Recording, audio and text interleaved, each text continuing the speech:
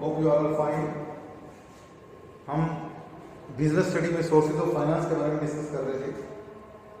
उसमें हमने sources of finance में शॉर्ट टर्म, मिडिल टर्म और लॉन्ग टर्म फाइनेंस के बारे में डिस्कस किया था। अभी हम कुछ इसके सोर्सेज और बाकी हैं, ये 4-5 सोर्सेज, इन सोर्सेज के बारे में भी इसमें डिस्कस करेंगे। इसमें हमने एक सोर्स पढ़ा था, डिबेंचर्स।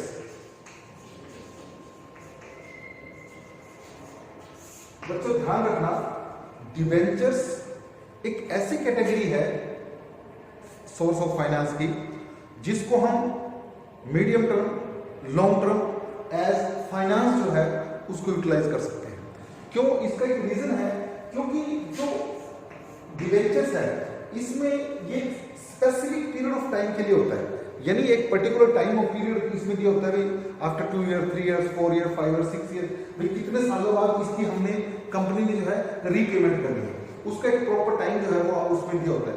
और ये टाइम हमने जब इसके सोर्सेज ऑफ फाइनेंस के बारे में डिस्कस किया था, उसमें ये भी डिस्कस किया था कि जो इनकी टाइम दिया हुआ है, अगर 1 ईयर है तो उसको हम जो है करंट उसमें लेते हैं, शॉर्ट टर्म फाइनेंस में लेते हैं। और अगर ये है कि 1 to 10 ईयर है तो उसको हम जो है मीडियम टर्म फाइनेंस में लेते हैं। और अगर उनकी रीपेमेंट, हमें डिबेंचर्स की repayment after a specific period of time यानी आफ्टर 10 ईयर्स हमने करनी है, तो उस सिचुएशन के अंदर इसे हम long term source of finance जो है वो डील किया जाएगा। तो ये एक सोर्स ऐसा है जिसको हम जो है मीडियम टर्म और लॉन्ग टर्म में जो है इसको इंक्लूड करते हैं।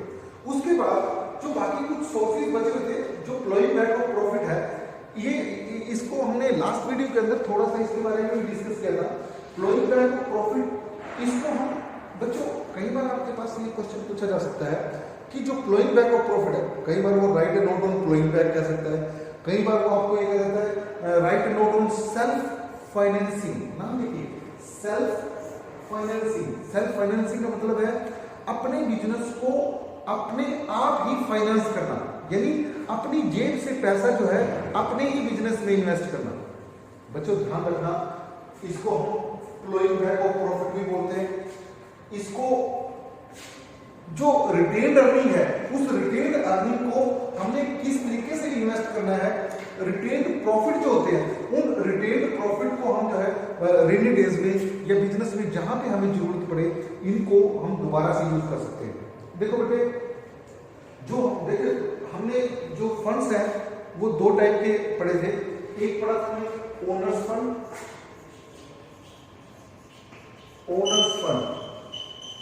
और एक पढ़ा था बोरोड फंड।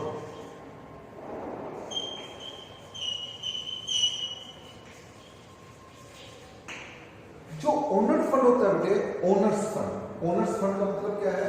जो पैसा ओनर ने अपने बिजनेस में इन्वेस्ट किया हुआ है, जो पैसा भी ओनर ने बिजनेस के अंदर लगाया हुआ है, उसको ओनर्स फंड बोलते हैं। इसको हम शेयर होल्डर फंड भी बोलते हैं, इसको हम इक्विटी भी बोलते हैं, ध्यान रखना। उसके बाद एक आता है बोरोड फंड।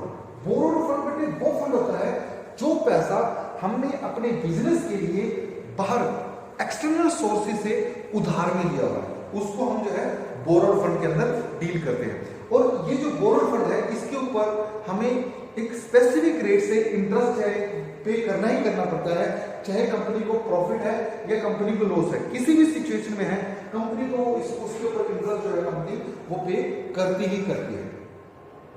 जो ओनर्स फंड है उसके अंदर हम वो फंड लेते हैं जिसको जो है ओनर ने अपने आप बिजनेस के अंदर अपना पैसा जो बिजनेस में इन्वेस्ट कर रखा हो। और ये जो फ्लोइंग बैक ऑफ प्रॉफिट है, इसका मतलब क्या है?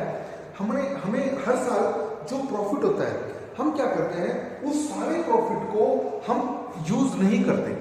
हम उसमें से क्या करते हैं कि उसमें से कुछ profit as reserve, as retained profit अपने पास हम बिजनेस में रख लेते हैं। उसको हम बेटे अनडिस्ट्रीब्यूटेड प्रॉफिट भी बोलते हैं।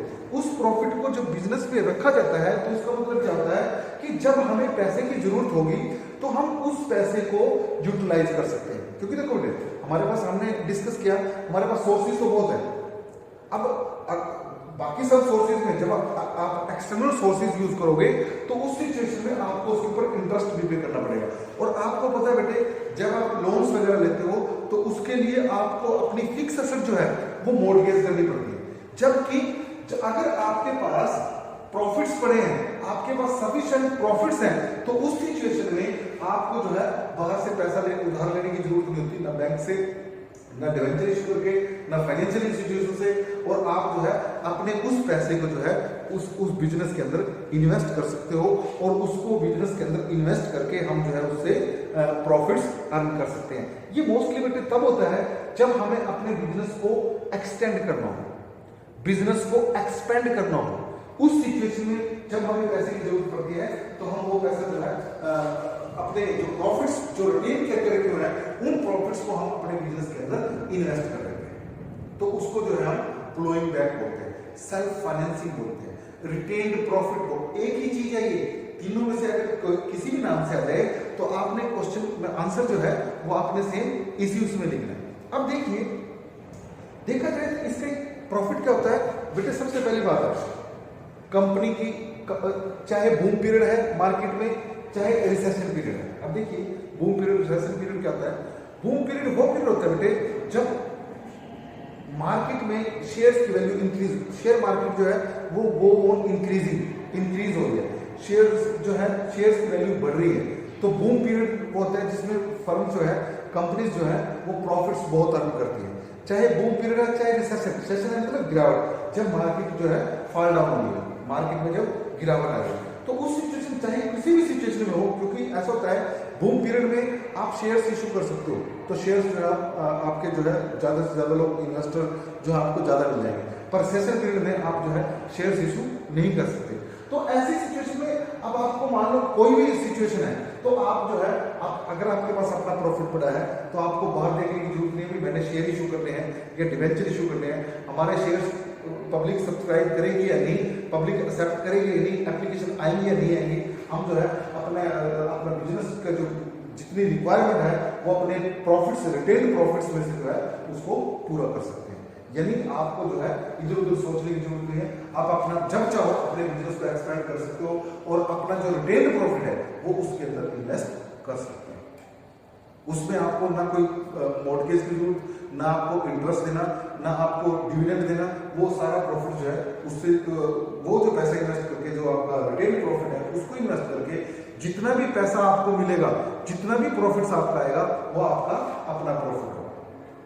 और उससे उसका फायदा क्या होगा कि जो इक्विटी शेयर होल्डर है उनको डिविडेंड ज्यादा मिलने के चांसेस जो है हो जाते हैं, क्योंकि प्रॉफिट जो है बढ़ने के कारण जो है उनको डिविडेंड जो है वो भी ज्यादा मिलेगा। उसके बाद आता है पब्लिक डिपॉजिट्स।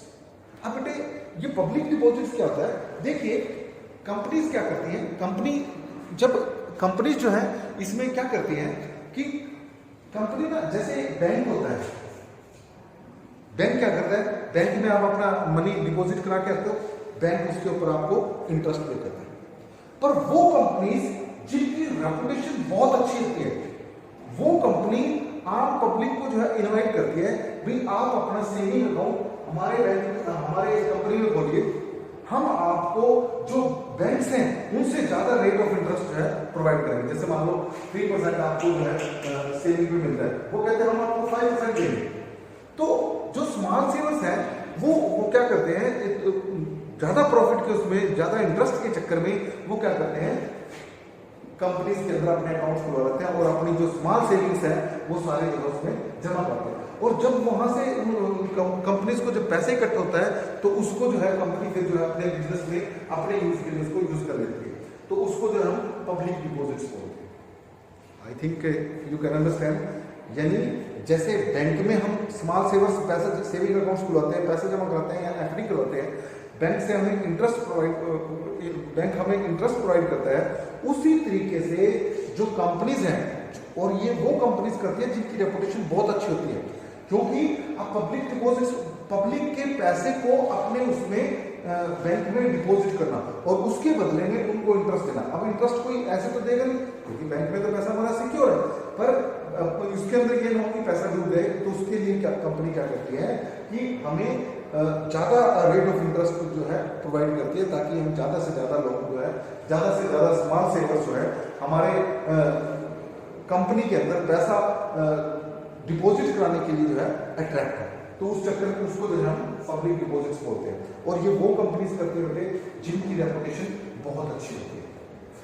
उसके बाद नेक्स्ट आता है कमर्शियल बैंक। ये कमर्शियल बैंक के बारे में बेटे हम पहले भी पढ़ चुके हैं।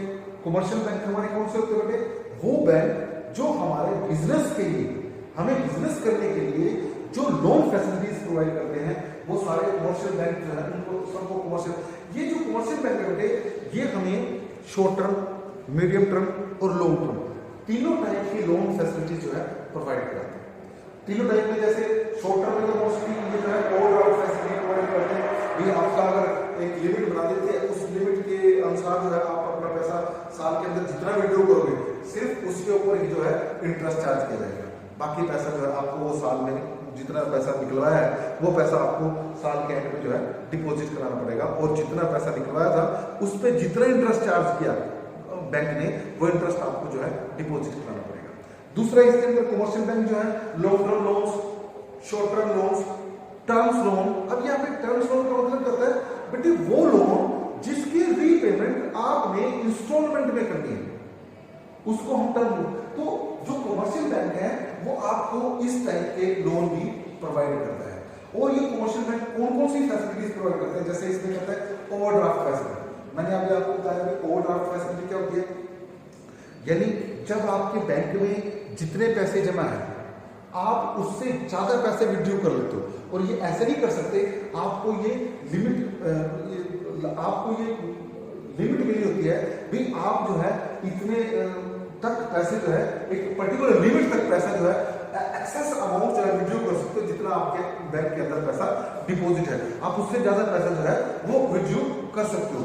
वो जो फैसिलिटी है, उस फैसिलिटी को हम ओवरड्राफ्ट फैसिलिटी जो है बोला जाता है। अब ये ओवरड्राफ्ट जो फैसिलिटी है, इसका हमें क्या फायदा होता है कि जो हमें रूटीन डे टू डे के एक्सपेंसेस को मीट आउट करने के लिए जो बिजनेस को एक्सपेंसेस की जरूरत होती है, वो हम यहाँ से ओवरड्राफ्ट फैसिलिटी से पैसा निकलवा के जो हम उसको यूटिलाइज कर लेते हैं, और साल के एंड में जब माल हमारा बिक जाता है, पैसे हमारे वापस आ जाते हैं, तो हम उस पैसे को जो है वापस बैंक को कर देते हैं। दूसरा इसके अंदर होता है कैश क्रेडिट।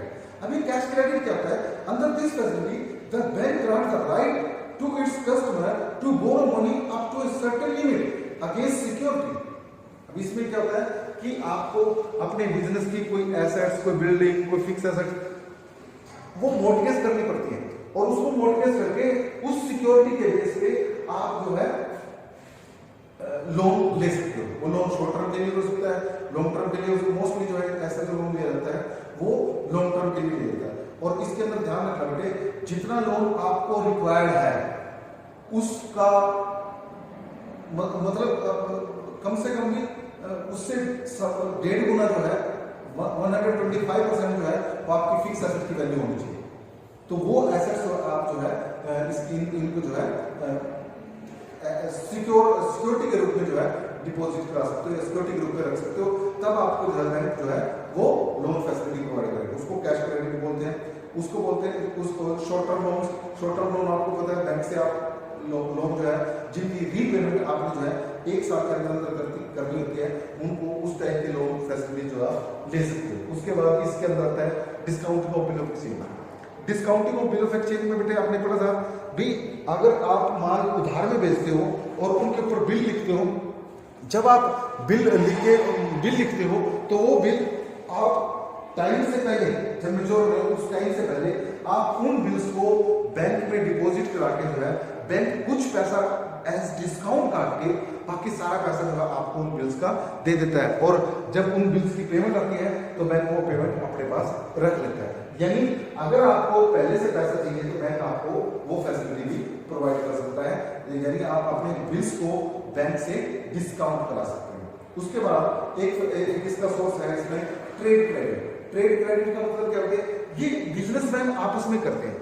2 बिजनेसमैन क्या करते हैं, रॉ मटेरियल जो है, जैसे एक बिजनेसमैन काम कर रहा है, वो रॉ मटेरियल बेच रहा है, दूसरे ने वो रॉ मटेरियल खरीद रहा है, और वो उधार में, जब हम रॉ मटेरियल उधार में खरीद लेते हैं तो तो उसे ट्रेड क्रेडिट फैसिलिटी बोलते हैं। और जब वो माल का फिनिश गुड्स बना के उस माल को बेचा जाता है, वहां से जो पैसे इकट्ठा होता है उससे क्या करते हैं, वो अपने जो उधार में माल खरीदता था उसकी पेमेंट कर देते हैं और बाकी का प्रॉफिट जो है हमारा रहता है। ऐसी जो फैसिलिटीज है उसको हम जो है ट्रेड फैसिलिटीज के अंदर इंक्लूड करते हैं। तो ये कुछ चीजें जो है आपको इसके अंदर ध्यान रखनी पड़ेगी। तो ये कुछ सारा सोर्सेज ऑफ फाइनेंस के अंदर आपने जो है ध्यान रखना है। अब देखिए बच्चों, आपका sources of finance 8th unit और 9th यूनिट, ये दोनों यूनिट्स जो है आपकी कंप्लीट हो गई है।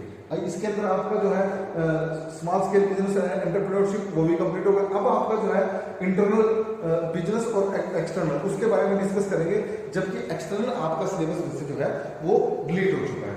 तो आगे जैसे जैसे होता रहेगा हम आपको उसके बारे में इंफॉर्मेशन देते रहेंगे। फिलहाल इसको आपने जो है ध्यान रखना है। Thank you.